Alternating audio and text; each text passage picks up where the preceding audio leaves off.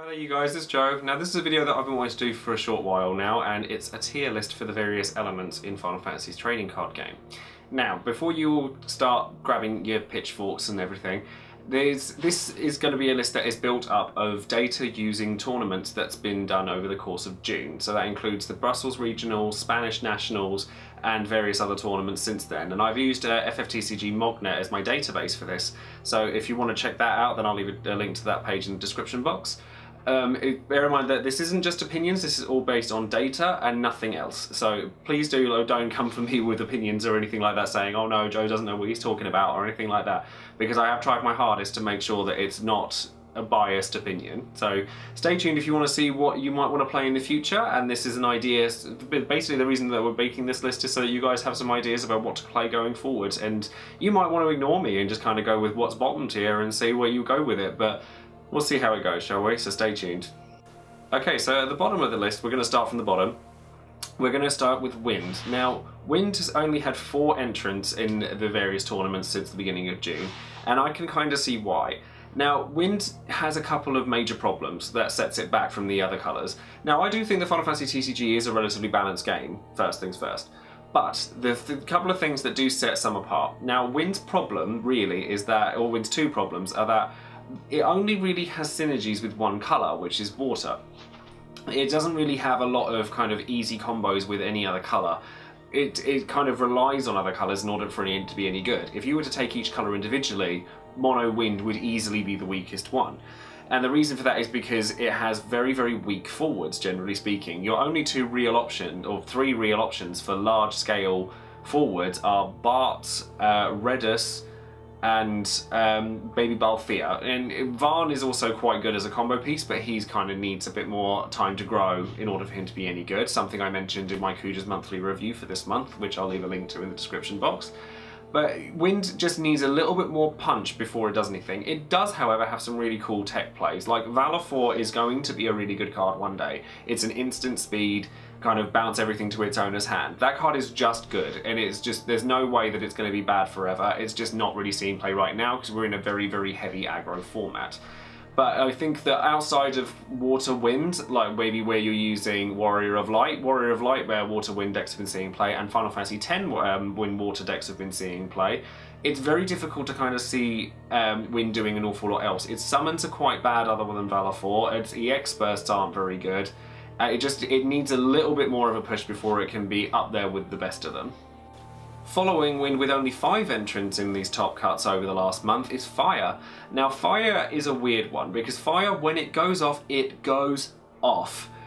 But it's very, very restricted, like Wind, to the things that it has synergies with. Mono Fire is a decent deck. It has some really, really cool plays like Emperor Xander. Amarant is now relatively decent. VV is now very, very good. Fire has some extremely good cards. Belias is very, very, very good. But unfortunately, the things that Fire does when it comes to burning forwards, Lightning kinda does better. And it's unfortunate because there's so many good plays that Fire can make, it just needs that little bit extra. And it has synergies with Ice because you have access to things like Red Mage and Time Mage together, so that you make it so that they can't block or attack, and that's really, really strong.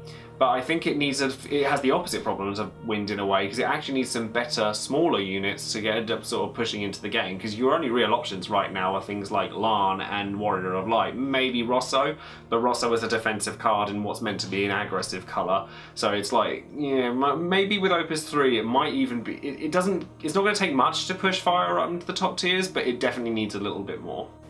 Okay, we're going up a little bit in the world now, and there's 7 entrants for Ice, which is within these last few tournaments, and Ice has been doing really, really well, usually as a supporting colour.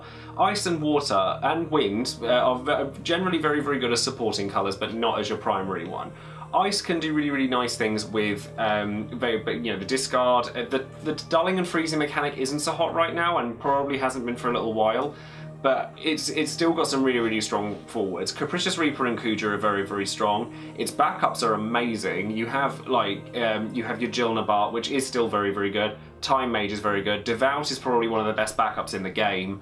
And you have a lot of utility. It just doesn't kind of mesh as well as some of the other colours do.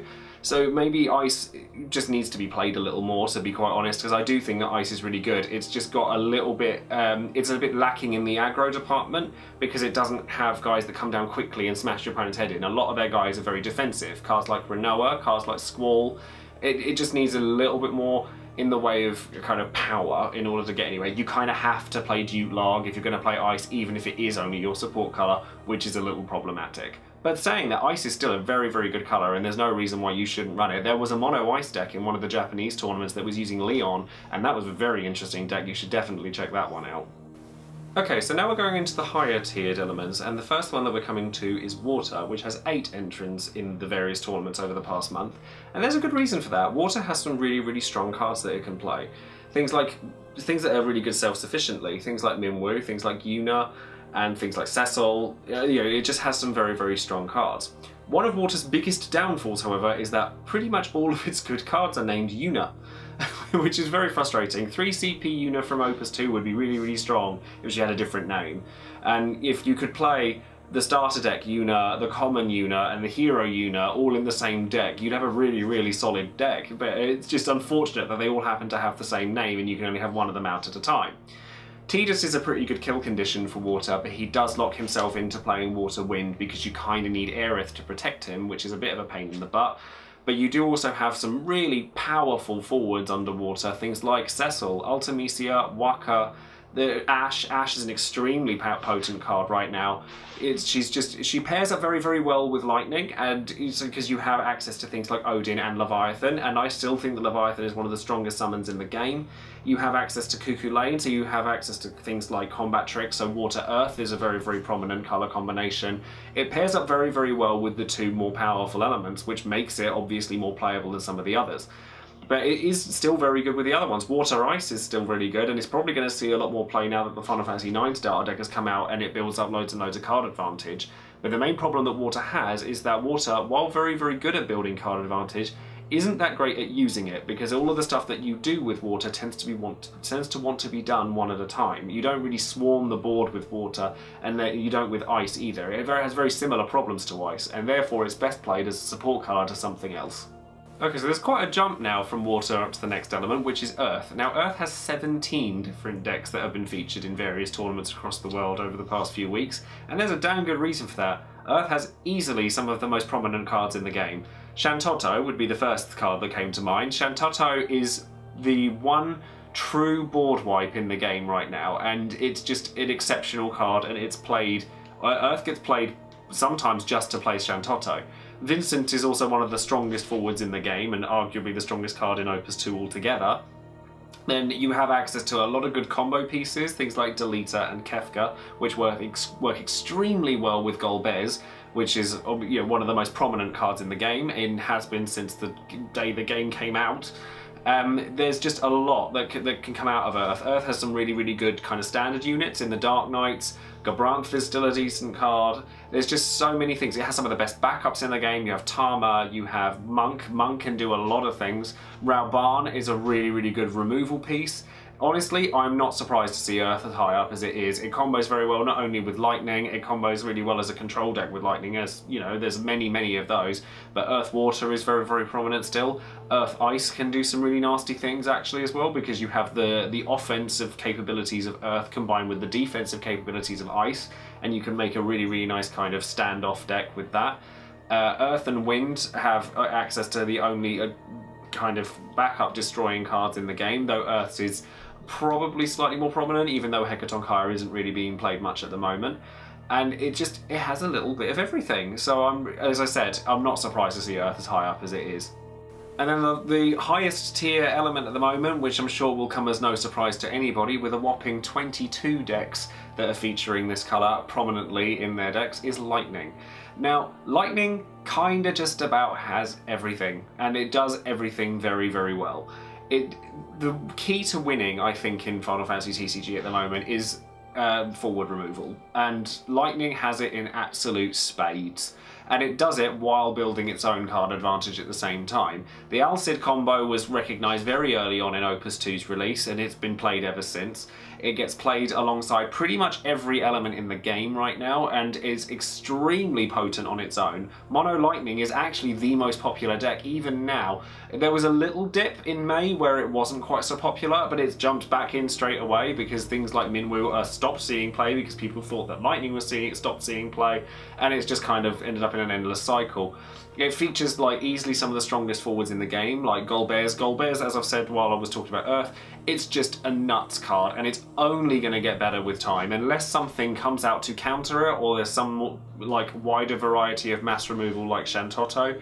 There's just no reason not to play Golbears. It's very, very hard to argue with a card that can +4 when it dies. It's just very, very good. You have access to Ammon, who is a very, very strong offensive and defensive play. It does so many different things. You have access to 6 Odins, and they're about to jump that up to 9 Odins because the Type 0 Odin gets released in Opus 3.